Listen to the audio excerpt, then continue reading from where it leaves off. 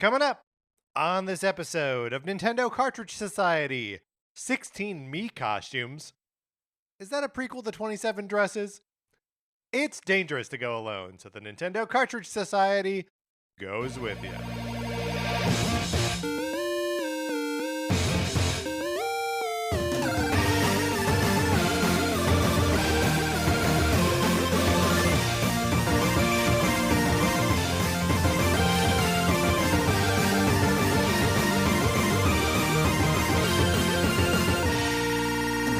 Welcome to Nintendo Cartridge Society. My name is Patrick Ellers, and I am joined, as I am always joined by my co-host, Mark Mitchell. We've got a good show for you today. We're going to be talking about the news from the week, including that final wave of Mario Kart 8 Deluxe Booster Course Pass DLC. And then on Thursday, we're running down all Nintendo first-party game DLC support. But in the meantime, Mark, how's it going? It's going great. I'm really excited to talk about all of the DLC for Nintendo first-party games. On Switch, every single game that has gotten DLC support, be it paid or free, we're going to run it all down. Yeah, I think I'm at the point in the Switch. This is not this episode. This is the next episode. That's right. But the reason I'm looking forward to it, I'm going to talk about it right now. All right. Is that I feel like I'm at the point with the Nintendo Switch where I'm enjoying it. But I feel like it's past its bedtime. You know, I'm ready to put it to sleep, to tuck it in, right, and then hang out with its cooler, prettier sister. Yeah, I guess so.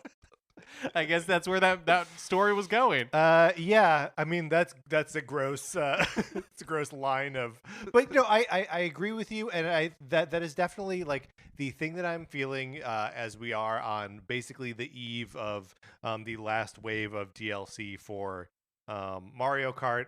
We've got a release date for Pokemon, and Splatoon is like the last like outstanding thing, and that's going to come out early next year. It's kind of like the like promise of like these things are going to keep on giving is over.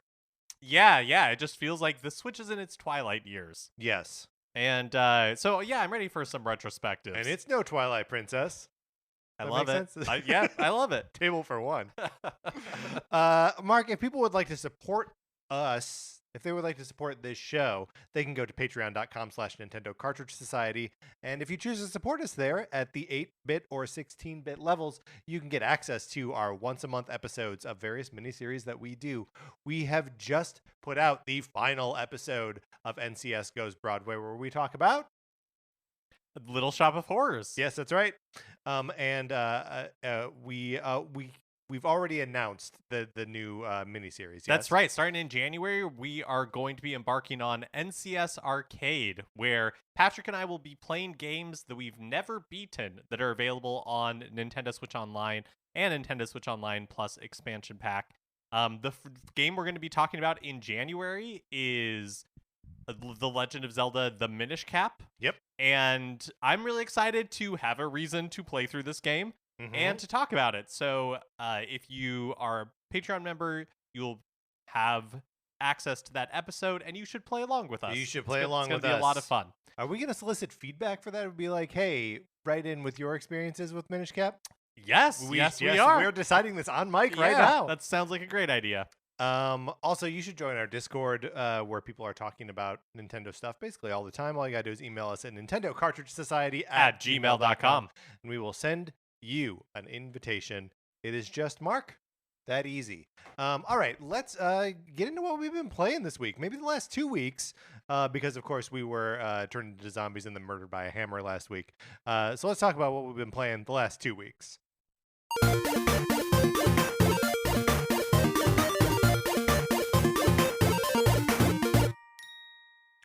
Oh, and there was a question from the Discord of how did we come back from that? From turning into zombies and then being smacked with a hammer. We put in another quarter. Yeah. So. Yep. Yeah. I have been playing Super Mario Brothers Wonder, and I finished the game. Bye-bye. I have not 100%ed it yet. I wasn't sure I was going to. Yeah. But I beat the game and then immediately wanted more. Mhm. And so I immediately started going Should we back. make this a space where we can talk about the end of the game? Yes. So, do you want to talk about what? How is this easier for listeners? Do you want to talk about your stuff first, and then we Mm. will? I don't know how that helps people who would be like seeking through it. Well, because like you would be looking for like where the music is, right? Uh-huh. Or you could because you can get the section break. Let's talk about my stuff, Okay. and then we'll go back to talking about Super Mario Brothers Wonder. This week or this weekend rather, I picked up WarioWare Move It, Mark, and How is it? it's fun. It the story mode of it, like the main like go of it, very short.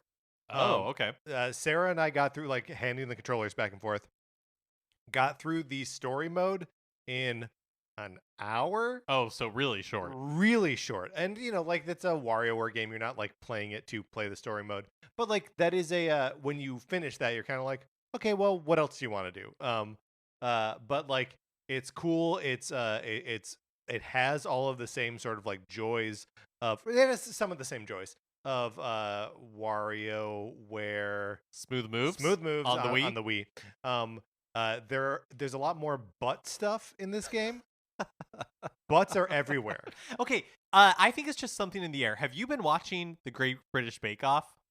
They've been leaning into their filthiness. I don't like it. I don't like it either. Like they're making balls jokes all the time. They I don't revel need it, it. and they're aware. Like it's one thing if you Yes. stumble into it and Yes. everybody does like the laughing thing. It's another thing when when Paul Holly was trying to be clever. Yeah, it's like, get out of here, Paul Hollywood. It's just like when he discovered that, like, oh, it's a Hollywood handshake. Get out of here with that. I don't want you to be aware of why you're charming. No, I completely agree. But all this is to say, I Yeah. think randiness is just in the air. Sure. And WarioWare is not immune to it. No, in fact, it is reveling in it. But it's fun and it's cool and I like it a lot. I do. Because you are physically moving your body when you play, you can't just like zone out on the couch and play it, right? Or like the WarioWare Gold on the 3DS is one of my go-to playing games because it can really like hypnotize me with just like play minigame after minigame after minigame. And Move It is a lot more of like you have to move around and like change your stances and all this kind of stuff. So it is just like a different thing to engage with. I would like to get in more like social situations with it and get like other people playing too, and work on some of the like multiplayer modes in there. So like there is a definite like hurdle to me playing it all the time. And like it's funny, as Sarah and I were playing it, she was like, hey, what was the name of that game that Yumi and Mark played like a couple months ago? It was like a new game. And I was like, oh, everybody 1-2 switch. She's like, yeah, I'm getting like some of what was fun about that when it was fun is the same thing that's fun about this. But it's fun that way all the time. Mm-hmm. So, it's that feels like faint praise. But I do like it. Yeah. Smooth Moves is probably my favorite WarioWare experience. I don't know Yeah. that I would say it's my favorite WarioWare game, but like the experience of playing it was probably the most fun. Does it bring back the like really like soothing voice that's explaining the stances and everything? We have to talk about this Okay. because yes and no. Yes, there is a voice that explains the stances and gives like a little joke, but no, the character of the voice has changed. So in WarioWare Smooth Moves, the voice is like it's like a Zen voice giving you like yoga positions or something like that, and like it's got like a very like airy sort of thing. And in Move It, the voice is like a like the whole game is like themed on you're on a tropical island and it's like a vacation that Wario and 20 of his friends went on together. And it's like the god of the island, and so there's like these like sort of like tiki style like carvings of island inhabitants and stuff. And so the voice is not, it's way less charming. Even though it's doing basically the same thing, just like the character of it has changed enough that I don't love it in the same way. I'm excited to check it out. I've picked it up, but I haven't played it yet. I really like WarioWare games. I was reading a review of Move It that really, I hadn't really thought about why Get It Together. Like I liked Get It Together, Yeah. but why it didn't like stick for me the same way. And the review really summed it up well. I wish I could remember which review it was. But basically they're saying like, oh, like Get It Together was almost too complicated Yeah. because every character had Right. their own move set, and the micro games are so frantic anyways that it like added a layer of complication that was like almost a layer too much. And Yeah, so I mean, I feel like that's sort of true of Move It as well, because like when in Smooth Moves, you're doing it with a single Wii remote, right? So it becomes how do you control all these games with one hand, right?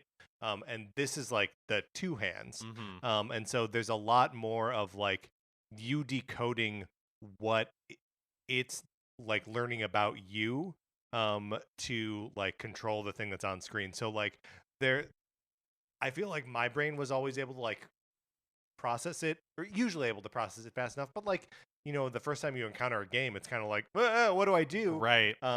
And sometimes you just like flail and like maybe it works, maybe it doesn't, but like there were quite a few where like Sarah had like bumped on it hard and like couldn't figure out until like we talked about it afterward. It's like, oh, okay. So in that way it's almost more abstract, and that adds to the chaos. Oh yeah, I see. But I'd really like we should get together and play some time, because there are a bunch of multiplayer modes that we didn't really dig into. Also, it was the first weekend with the game, and I got my my COVID booster and flu shots this weekend, so I was like kind of in sick day mode. And like, while I want to play video games while I'm on sick day, I don't want to play a game where I'm like up and jumping around, Right, and, yeah. pretending I'm a chicken and like drawing shapes with my butt. But so sort of more in the mode of sick day, I downloaded the demo for Dragon Quest Monsters 2, The Dark Prince, whatever it's That called. sounds right. It sounds like it could be the name of a Dragon Quest game. And it feels very much like a modern like open world Pokemon game, like a Arceus or Scarlet and Violet. In that like the world is like kind of shockingly open. Still kind of like linear in that like you're gonna go from like this big open space to like a town, and that sort of thing. And I like that the monsters I'm capturing are Dragon Quest monsters. But like when I finished the demo, and I've not finished it yet, it's pretty meaty. I probably put like an hour and a half, 2 hours into it. When I finished the demo, I am certain that is the end of my Dragon Quest monsters experience. Just because like it's not my like kind of game. What is the gameplay loop? Is it like an open world Pokemon game? Like, are you collecting? Yes. Yeah. You're collecting monsters, and then they're in your roster, and you're Yep. doing battles with them. You've and that got sort a party of, of 4, like Dragon Quest style, but they're all monsters, and like you can sub them out. You have 4 that are like in your reserves that are gaining experience points that like just aren't actually in the fight. And is it like Pokemon where it's like monster versus monster? Like that's what the battles are? Yeah. Oh, okay. Yeah, I mean, I would recommend checking it out, because like, especially if like Pokemon is of like the relationship you and I have to both Pokemon and Dragon Quest makes me think that both of us should at least like put in some time with this game, because we like those Dragon Quest monsters, we like the feel of Dragon Quest and the look of it, and sometimes we like the sound of it. Do you like the sound of Dragon Quest? Have we ever really talked about this? Like, do we like the music from that game or not? It's always the same. Why is it always the same? No, some of the older games, the music is very good. And we're setting aside the personal views of the composer. Yeah, absolutely. But yes. like, Dragon Quest XI and its ilk, including Dragon Quest XI-S, Echoes of the Elusive Age Definitive Edition for the Nintendo Switch, is bad. The music in that game is bad. Yeah. It is so repetitive. Well, and and that is like it's all the same tunes. It is. I remember there was one part of the like towards the end of that game where like you get a new musical instrument. Yes. And you play a song, and I was like, as this cutscene was starting, I was like, we are finally going to get a different piece of music. Right, and it's just like But bum bum no, bum it's bum the same. bum, Not bum. even using the instrument that you're Yeah. playing. The music in that game is really bad. And like it's just so bizarre that like that's not something that they seem to like iterate on, and the loops are as short as they must have been. The older games are better. Yeah, like, okay. and I think the composer of the previous games is dead. I think he died, and so I'm guessing. I hope that the newer games will be better because he was very old, and I think they kept him on as composer because he like you couldn't replace him while he was alive because he was part of Dragon Quest. Sure. But yeah, the in 11 the music was bad. Yeah. Yeah. Anyway, I would, and I would also be interested if other people are checking out the Monsters 2 demo, just because I don't totally know how to feel about it. It does not look great on like it's well art directed like all Dragon Quest games are, but like it looks like it's 2 generations back, which I know is kind of just a Switch criticism in general, but like it does not look like it is taking real advantage of the hardware, what the hardware can actually do. And then Mark, because I'm weak and wanted comfort, I'm playing through Final Fantasy VII, also on Switch, like the original Final Fantasy VII. I'm approaching the final assault on the Shinra Tower, just at the end of Midgar.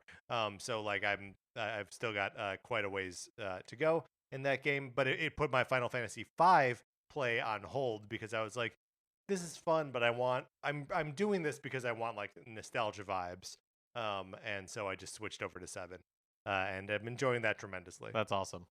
Now, yeah. So now we are going to talk about Wonder, but before we get to spoilers, yes, like the end of the game. So I was really loving Wonder. I was having a great time, but as the game, like the further the game went on, the more fun I had. Yeah. And so by the end, I like beat Bowser, and then initially I before I actually got to the end, I was like, I'm gonna beat Bowser, and I'm probably done with it.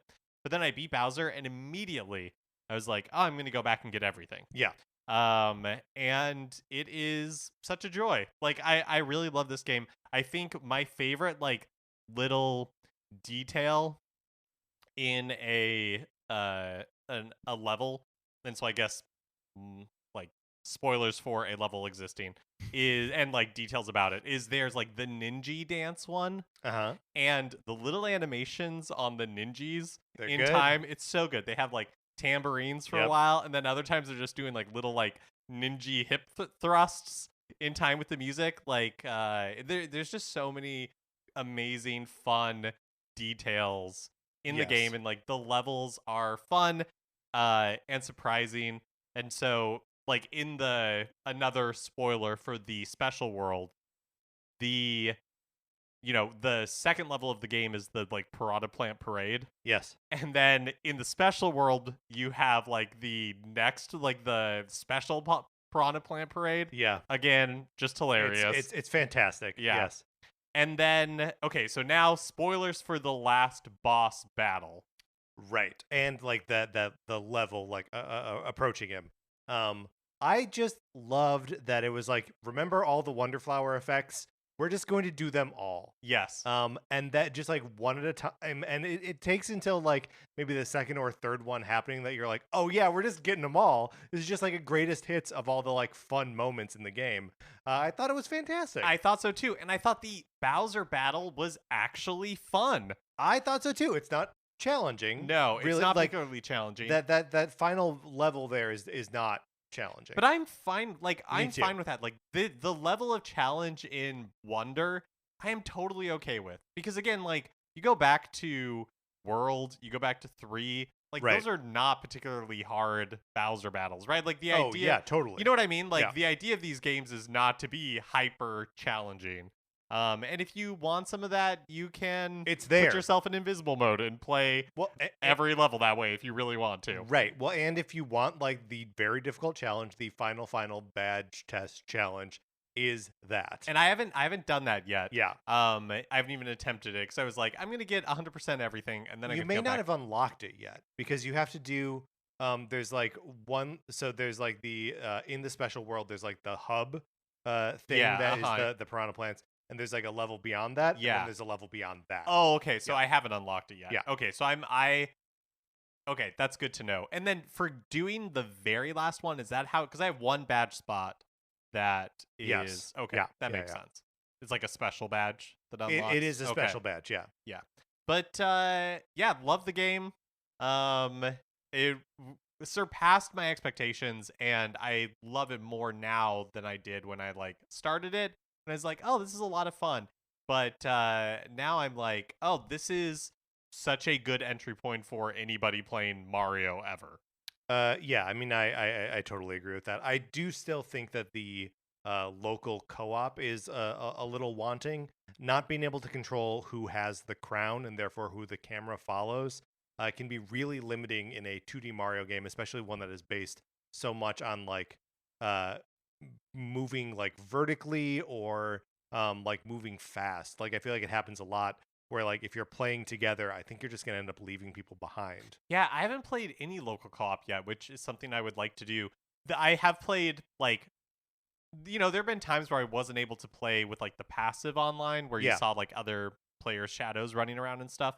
But so when I am playing without it, I realize how much I think it adds to the game. I think it's so much fun. Like, you will have people who are like helping you through levels, or like showing you things. Or one time I was just the other day, I was trying to collect one of the purple wonder coins, and it was in a spot, and there was somebody who I'd been like kind of like running with, and it was in a spot where my ability to get it had already like passed. And so, but the person stood there and like did the crouching thing to let me know, hey, I'm waiting. So I could jump for it, die, and then they just stood there so I could like spawn back. Nice. You know what I mean? It's like stuff like that and then we like got to the end together and did like the happy face. And then I'll never see, like I'm not going to necessarily encounter that person in the game again. I don't remember what their username is, but it adds so much to the experience in a way that I really wasn't anticipating. Yeah. It's that kind of stuff is super fun and just like rewarding, right? Where it just feels like, oh yeah, I'm connected to this other person for a brief moment while I was doing that final test, their badge test, whatever it's called. I was running through that in the passive, like online multiplayer thing, and because it is just like a gauntlet of like you die over and over again, I was with like the same people attempting the same thing just like over and over and over, and like you're moving too fast to really like help each other travel together, but like because you keep dying and going back to the beginning, you will overlap with them at different times, and so it's just like, I don't know, it's like heartwarming to see like, oh, that person's working on it, I'm working on it, let's work on it together. Yeah, it's really cool. It surprised me how much I enjoy it. All right, so that's the end of spoilers, and also the end of us talking about what we've been playing this week. Let's get into the new releases and what we might be playing next week.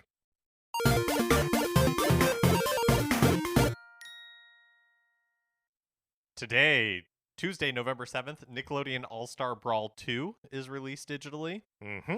And then on Thursday, we have Super Double Dragon and Double Dragon Advance released digitally. Yeah, so those are just like the Double Dragon games that came out on Super NES and on Game Boy Advance. Okay. Are just like being released separately. Someone somewhere was like, hey, we've got those Double Dragon games, right? Put them out. And then also on Thursday, Mario Kart 8 Deluxe comes to a close with Booster Course Pass Wave 6. Yes, so this was like detailed and dated last week. Let's talk all about it now. Yeah, okay. So Acorn Cup, there two new cups, Acorn Cup and Spiny Cup. Acorn Cup has Rome Avanti from Mario Kart Tour, DK Mountain from Double Dash, Daisy Circuit from Wii, and Piranha Plant Cove, which is the new track. Right, and we don't always get a brand new track, but this is a brand new track Mark, do you have any affinity for either DK Mountain or Daisy Circuit? I don't remember Daisy Circuit. I kind of don't remember either of them. DK Mountain, I feel like I remember. Mm-hmm. But no, I wouldn't say I have strong affinity for either track. I'm excited to get back into them and remember what they're like. So Piranha Plant Cove does this mean that it will never be in Tour? Because Tour has That's ended? my thought. Yeah. Okay.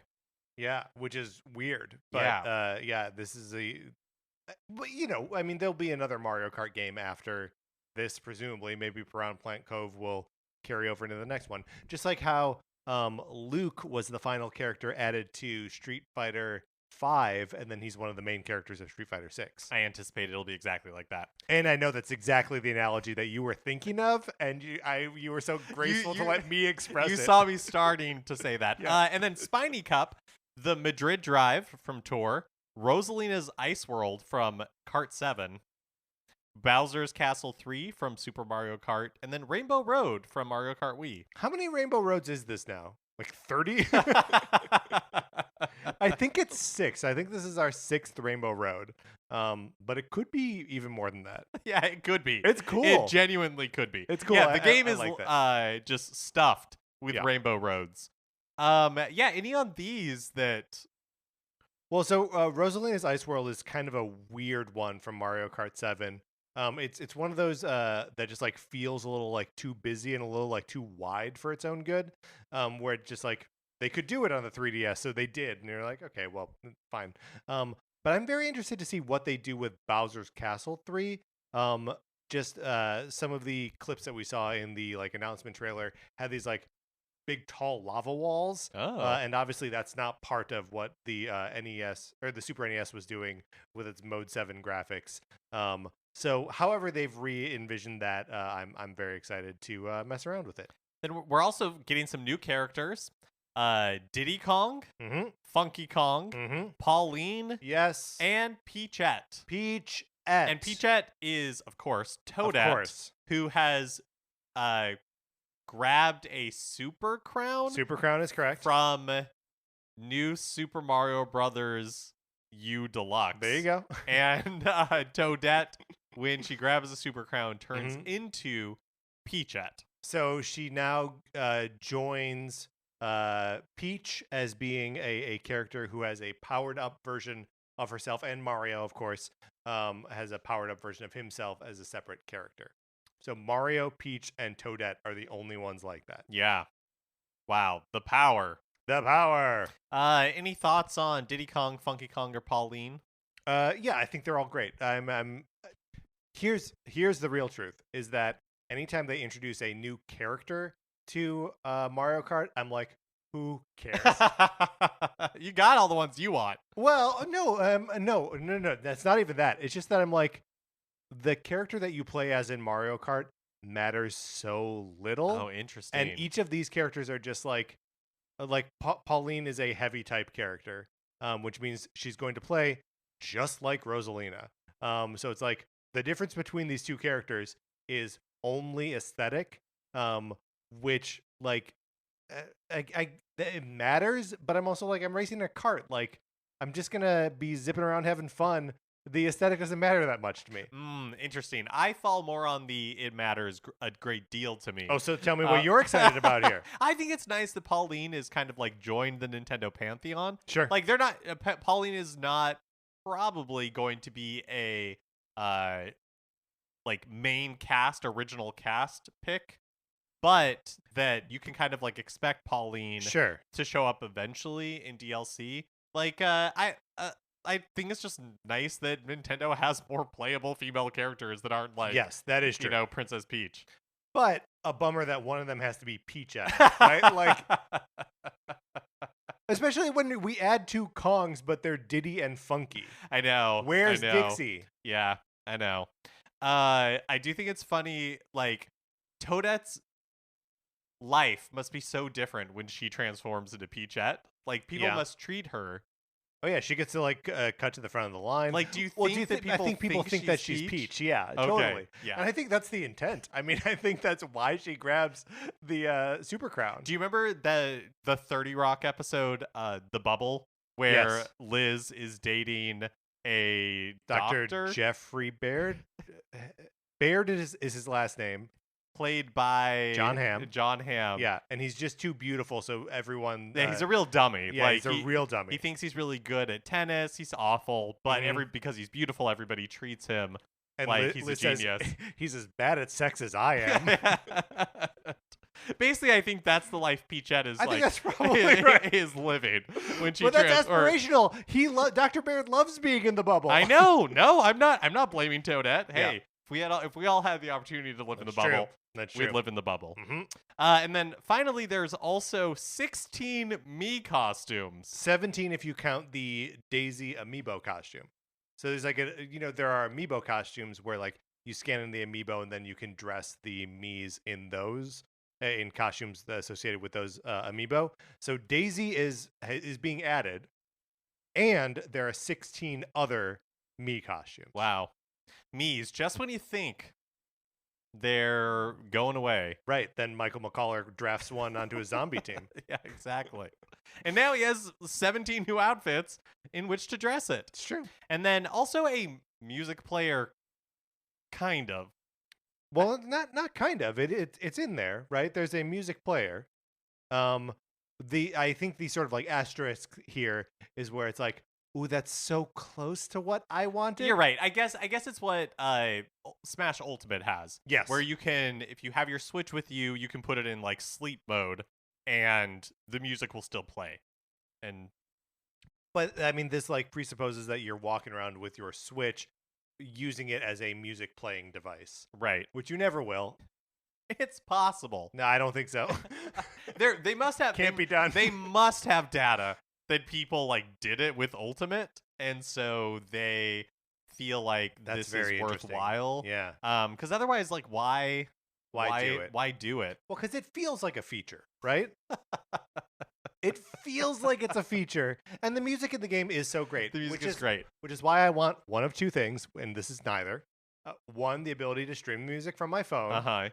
The oft requested music player on the Nintendo Switch app on my phone, or the ability to change the volume levels as I'm playing the game. Yes, and I'm maybe foolishly still holding out hope that, when Wave 6 releases on Thursday, that'll be a surprise. That would be fantastic. In there, that they're like volume sliders.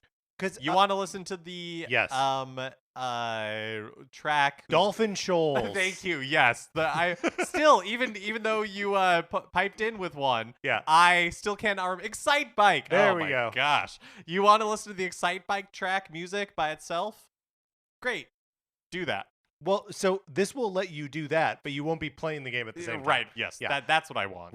All I want to do is take the sound effects and put them at like 25%. The voices, 0. Music all the way up.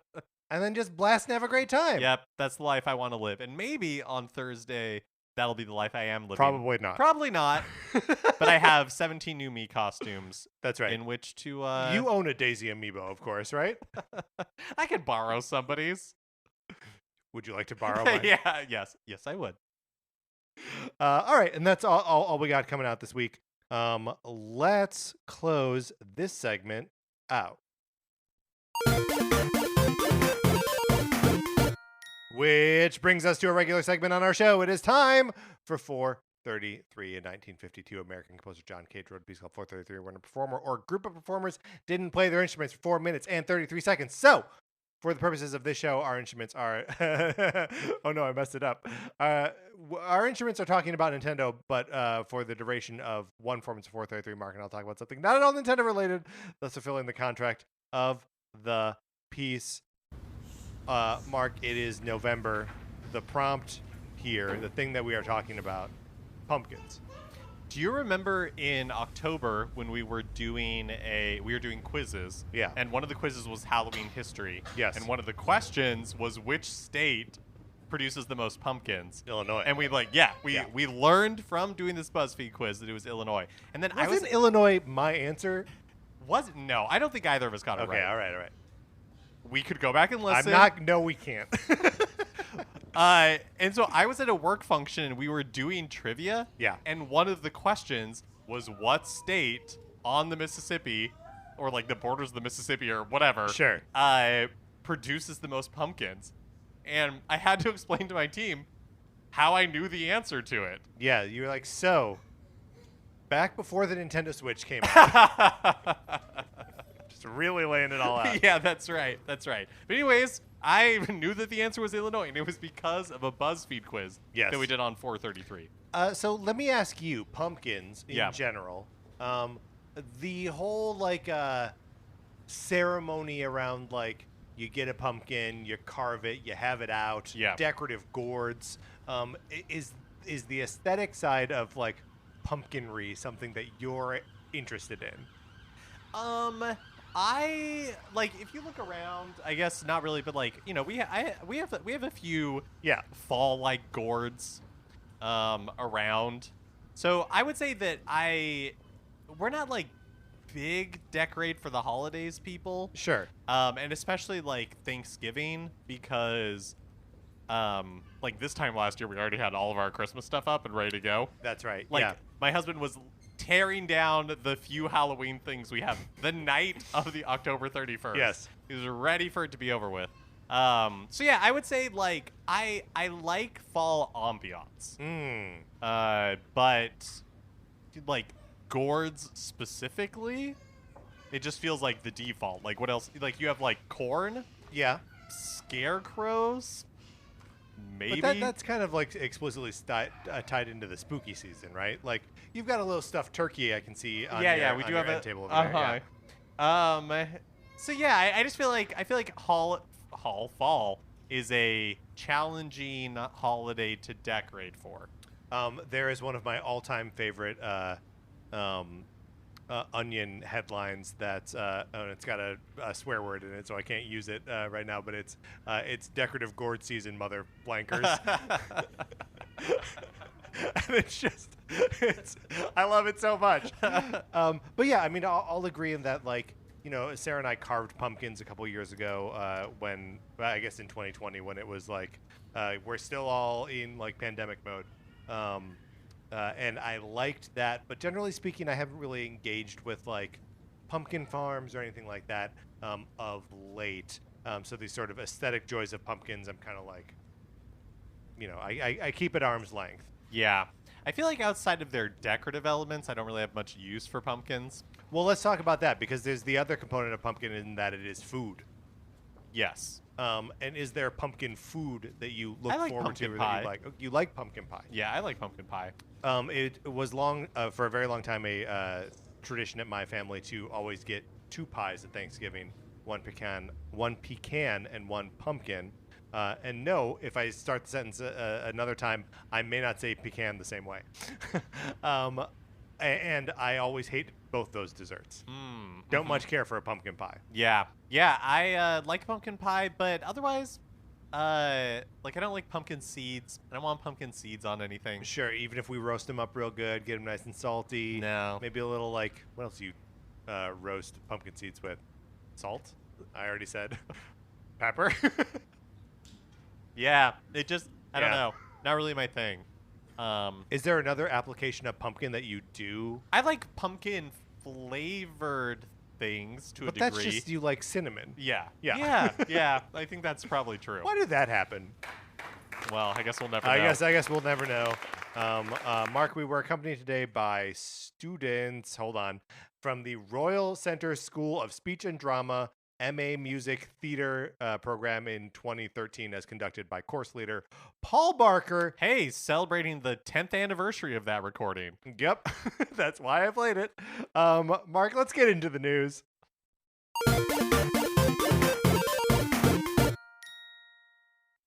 If you thought that Nintendo was done with new bundles, new versions of hardware, they have a trick up their sleeve. So earlier this year, a couple of months ago, they announced maybe a month ago, they announced the Mario Kart 8 Deluxe bundle, which previously had been like the Black Friday deal. But now it just became kind of like the default configuration for buying a base level Switch. And these and the other two that we're about to mention all kind of started going on sale October 8th or something like Yeah, that. something like that. Beginning of October. Yeah, there was the Super Mario Brothers Wonder, like the Mario Special Edition OLED. That Right, was like which- Mario Red. but did not come with the game. That's right. Mm-hmm. Then the Mario Kart 8 Deluxe bundle, and then the Animal Crossing Switch Lite bundles, which are exclusive to Walmart and Target, depending on the color you wanted to get. Yes. But And for a second, we were like, are those like taking the place of like are they just putting out the Black Friday stuff early because they want to move the inventory they have? Maybe because they got another Switch they want to put out next year, or what? And it turns out there's more. yeah. So it was a real or what, because there's a Super Smash Brothers Ultimate bundle that comes with the OLED version, releasing on November 19th. So you get the OLED with like Smash Ultimate themed Joy-Con. Yep. And then the game itself, 3 months of Nintendo Switch Online for $349.99, which is the regular OLED price. So Yeah. if you don't have Ultimate yet, you don't, and you know, it's a pretty good deal. Yeah, and like if you were thinking about upgrading to a from the base model to an OLED and you didn't have Smash, like this is a perfectly good reason and opportunity to do that. And then the other thing that's coming out is themed around Super Mario Party. It's Super Mario. Oh wait. Sorry, I think I read this wrong. So it's the game plus red plus blue Joy-Con all bundled together. Yes. Oh, I thought it was just Joy-Con, but no, this makes sense. No, this is the game and the red and blue Joy-Con, and it's not the neon red and neon blue Joy-Con that were bundled with the original Switch. It's the like Mario red and blue. Wow, this This is coming a fascinating bundle. It's a fascinating bundle that releases on the 10th, so later this week, and for $100. This is really interesting. I think it shows the staying power of Mario Party, like Super Mario Party specifically. Yes. It is also a bummer though, because there are some ways where I'm like, this should have been how it released in the first place. Did the old Wii Party trick. 100% that's what this is. That people who are interested in getting another set of Joy-Con may as well get this bundle because it $20 more expensive than getting a pair of Joy-Con, right? And you get Super Mario Party just packed in. Yeah. Yep. It's a good deal. The thing is, I'm struck with two conflicting ideas at the same time. One, that's a lot of money. And two, it's a good deal. Do you know what I mean? I do. It's because Joy-Con are so crazy expensive. Joy-Con are crazy expensive, but they're as expensive as like other like a new PlayStation controller, a new Xbox controller. Like everything costs like $70, $80 now. Yeah. But yeah, it is crazy that it's like I'm like, oh, $100 for a game and a controller. That's a good deal. Yeah. But here we are. Yep. What do you make of the Smash Ultimate bundle? Like, there's obviously we're thinking about DLC right now, sort of preparing for the episode on Thursday. Obviously, Smash has a ton of DLC for it. I'm almost like surprised they haven't been more, and I guess like Smash just sells super well, so like they don't need to, but that they haven't been more aggressive about like getting that game into people's hands, because you can charge another $55 for the other two Fighters Pass. I know. I do wonder. $55. I do wonder what like data or Yeah. what like What's driving it? What's the instinct? Because like Mario Kart 8 Deluxe has sold so insanely well, and that is now like the default. If you buy a Switch, Yes. you know, like the game just comes with a Switch now. And so, but Ultimate, I think, is also being like incredibly successful. So it feels like they're trying, maybe with the OLED, it is like upgraders, but upgraders who don't like. Why did they choose Smash? Yes. You know, and maybe it's like people who I think it's just don't because own a it Switch sells, yet. Yeah, right? so maybe it's like, oh, okay, because that's also the deal with Super Mario Party, is that like the Super Mario Party, last time I checked, has sold like 19.5 million copies. It's one of like the top 15 best-selling Switch games. They picked a game that sells incredibly well to put in this bundle. And that's obviously what happened with this Smash bundle and with the Kart 8 Deluxe bundle, that they're like, no, just take the games that sell and bundle those with stuff that we want to sell with them. Yeah, the Mario Party one makes sense to me as like a gift. Sure. Yes, like totally. the other ones, it's I guess maybe just I feel like they've sold so many copies of Ultimate and 8 Deluxe. Like, who is left to sell this game to? Yeah. But I guess there are tons of people who don't own a Switch, and then maybe this is the like, if you're gonna pick, like if they were on the fence about picking one up, like you own a PlayStation or something, and you're like, Totally. oh, I was. Switch has a good library. Oh, and I get Ultimate basically, for free.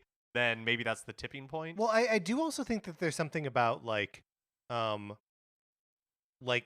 a household when you upgrade and like get a new Switch, in some ways, you may be expecting that your old Switch is going to become like another person in your household Switch, right? That like it doesn't immediately get like sold to GameStop or whatever, but it becomes like someone else's. And if like they have separate accounts or whatever, that you may need another copy of Smash Brothers. I also know it's like kind of a common thing for people to have over the last 6 years that the Switch has been out, just lose physical games because they're small and it's a portable machine.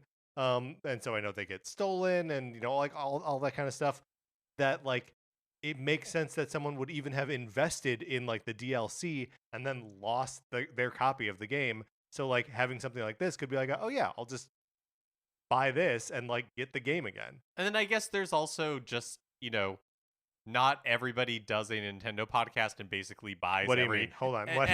buys every Nintendo first party game sight unseen. This is not everyone's experience. And so, yeah, I feel like they're probably just targeting people who don't own a Switch yet. And and heard about Super Smash Brothers. Right, or have played a previous version of it or something like that, like... That's probably it, is that these games that have sold like over 20 million copies that are multiplayer games, the assumption is that someone who's interested in buying a Switch has played one of these games at their friend's house, right? And so they've played Mario Kart before, they've played Smash Brothers before, so when they see a machine that comes with it, they're like, the game I've played with my friend. Yeah, can't hurt. Yeah. Last week, Nintendo added 3 new games to Nintendo Switch Online, and this is 2 of them anyways. Probably some of the more interesting additions I love that we've drop. had for a while. This drop is phenomenal. So we have Devil World, for the NES, which is for the NES. Well, I guess technically for like the Famicom. Great. Yes. And then the mysterious Murasame Castle. Yes. Also for the Famicom, because both of these never released in North America, or at least the mysterious Murasame Castle has been released on like Virtual Console and stuff. Right, but certainly not at the time that the NES was popular. Yeah. Yep. And then also they released Castlevania Legends for the Game Boy. Okay, well let's talk about that later. Let's talk about Devil World and the Mysterious Murasame Castle. Mysterious Murasame Castle is sort of an offshoot of the development team that was it was another stab at like a Zelda-like game. It's way more action focused, and is so Japanese. Dare I say, that just like Star Tropics was a kind of shoot off of Zelda for exclusively the West. Yes, that the Mysterious Murasame Castle is similar, but just for Japan. Yes, but it doesn't have that like added charm of like, because Star Tropics is like the Japanese making a game for the West, thinking like this is what Americans are like, right? There's that little bit of like cultural confusion that I just love so much.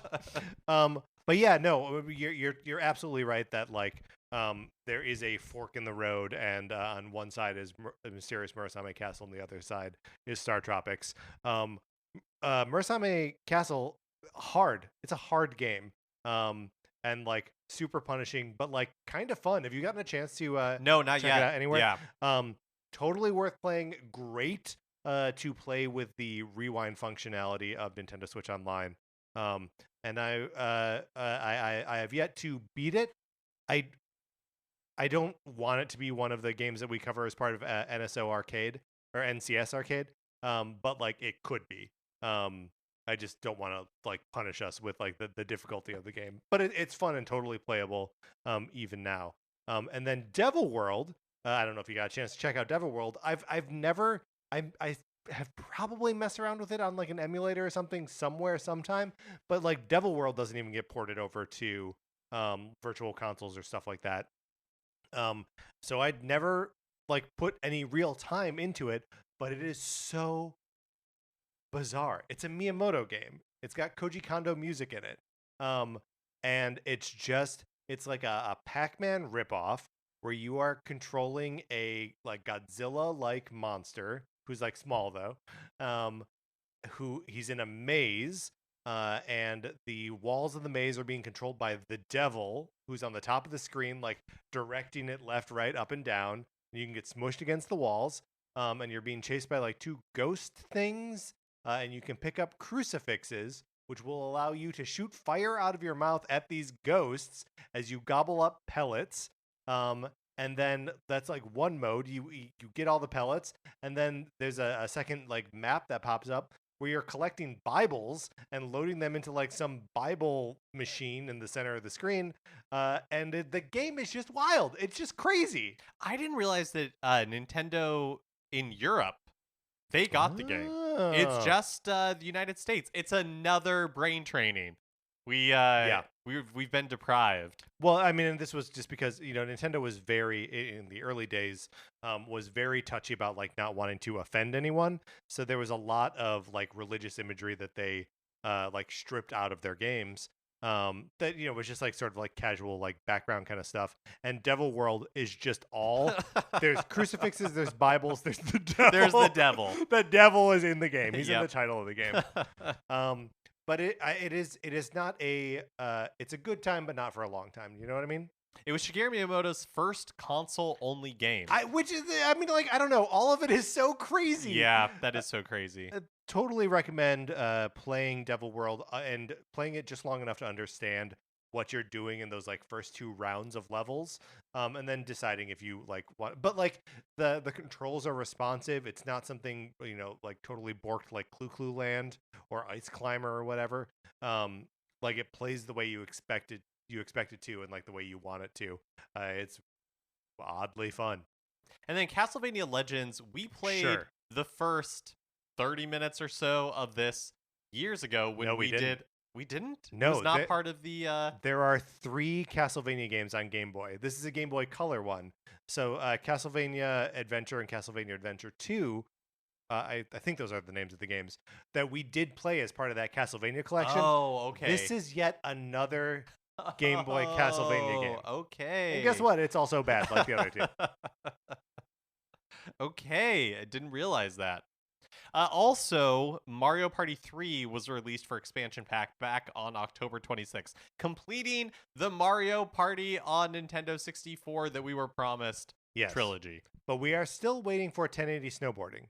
I believe that's the last Nintendo 64 game that they told us was coming, and that we just haven't actually seen yet. And then, there's some where it's like, like Donkey Kong 64 has to come out at some point, right? Yeah, they love metering out Donkey Kong. Donkey do. Kong Country 3 was added like a year after the Super Nintendo on Nintendo Switch Online launch. They really, and like they made an event of putting the first one out there. So yeah, I wonder when we're going to get like more info about that. If we'll see any more of these releases before the end of the year. I bet 1080 snowboarding comes out like end of November, right? It's got to come out end of November. I don't know. I mean, we just got Mario Party 3 at the end of October. Yeah. So the next month. It could be. Let's go to the spreadsheet. The spreadsheet will tell. I'm not going to pull up the spreadsheet. I meant at the some spreadsheet's point. Still good. At it's still some good. point. At some point, let's go to the spreadsheet. All right. When Kevin Afghani was announced as the voice of Mario and Luigi in Super Mario Bros. Wonder, there was speculation that he would also be the new voice of Wario, but we had no confirmation until the release of WarioWare Move It, and it is now confirmed. Yes. So I think the logical conclusion here is that the next time Waluigi shows up in a game, he's also going to be the voice of Waluigi. Yeah, that all stands to reason. Although I will say why. Like, why put Waluigi in a game ever again? Yes, A, that. B, I get why Mario and Luigi can or should be the same voice. Like, they're functionally the same, right? But like Wario, the demands on Wario are so different than the demands on these other characters. Like if you're Mario and Luigi, you have to express joy and disappointment. Literally it, right? Wario, you have to express things as complicated as greed, as tinged by desire for more garlic, right? Or like a desire to pick your nose and fart at the same time, right? These are complicated emotions that the likes of Mario and Luigi will never understand. Counter question: why not?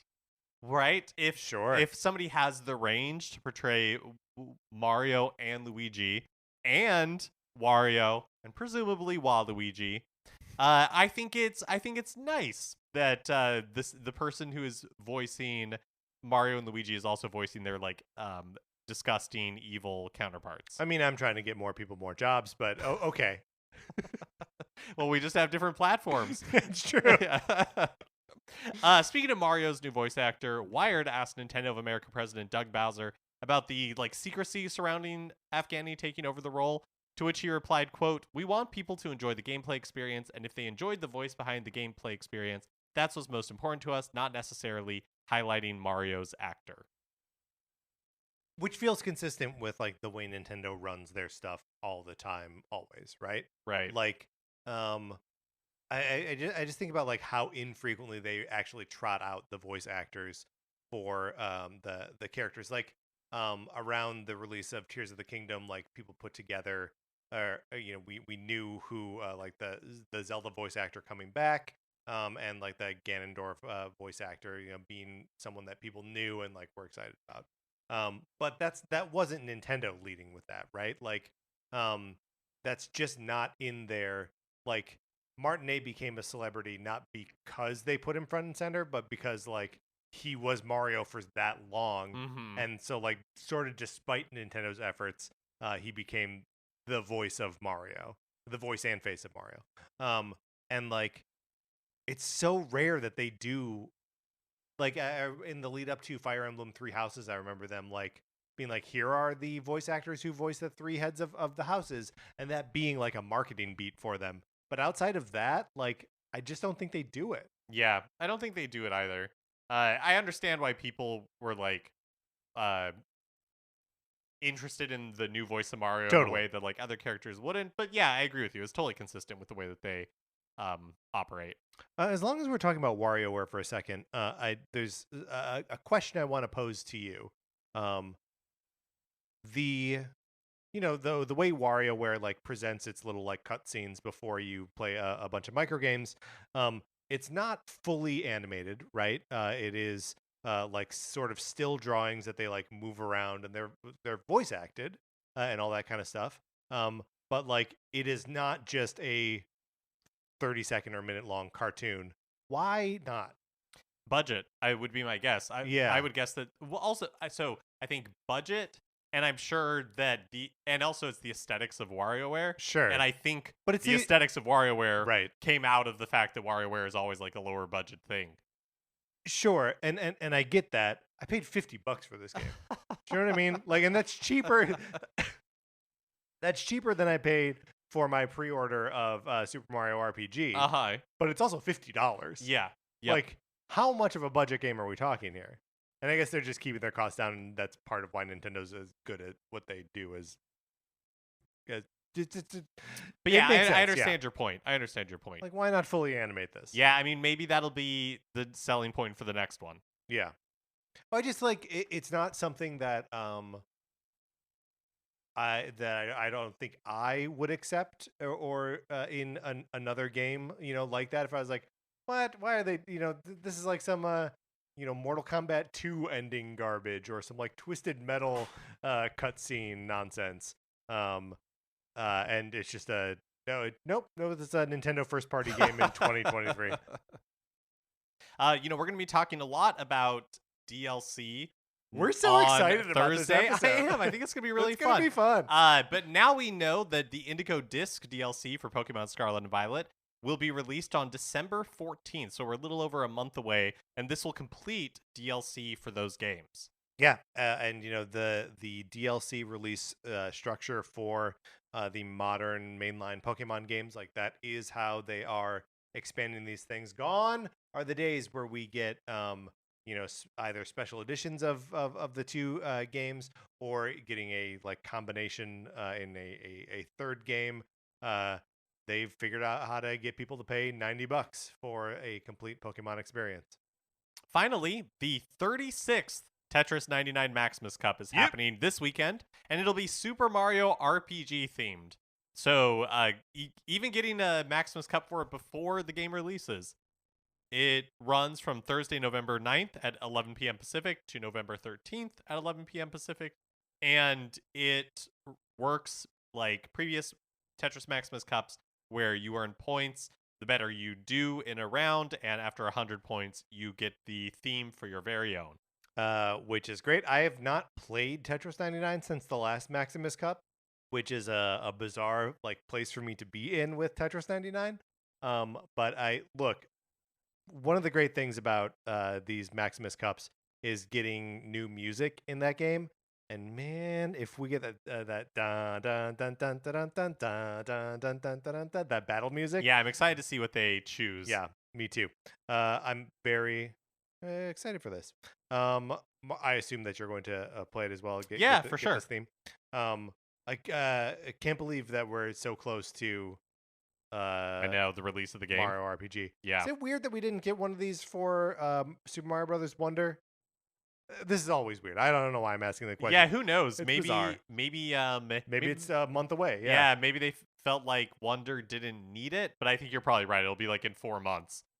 Yeah. There will randomly be a Wonder one. Well, and we got one for WarioWare Get It Together, didn't we? There is a Wario one in there somewhere. Oh, I don't remember. I said that now. I don't even know. But are you thinking of one of the 6 Kirby ones? Am I thinking of one of the 6 Kirby? I might be thinking of one of the 6 Kirby ones. You're right. Or one of the 2 Fire Emblem ones. It's a bizarre little ecosystem they got going on there. All right, Mark, let's get out of the news. All right, that is going to do it for this episode of Nintendo Cartridge Society. Remember, if you want to be in our Discord, all you got to do is email us, nintendocartridgesociety@gmail.com. Anthony DeLuca made our logo. Our theme music is provided by 8-Bit Betty. You can get more of his music by going to 8bitbetty.com or by listening right now. For my co-host, Mark Mitchell, this is Patrick Eller saying thank you for listening.